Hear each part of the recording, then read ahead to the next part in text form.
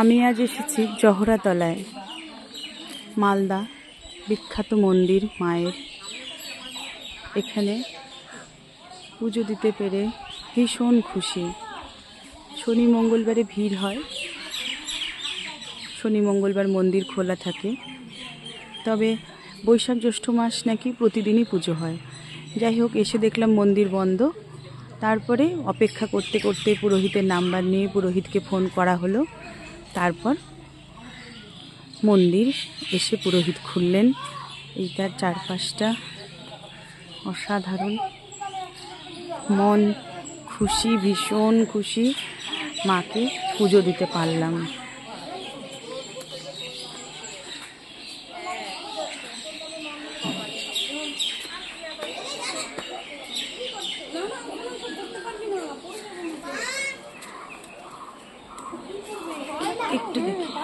একটু দেখে একবার যাই, একটু ভিডিও করছি।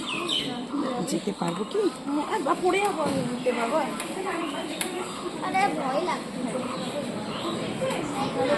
প্রণাম করেছিস?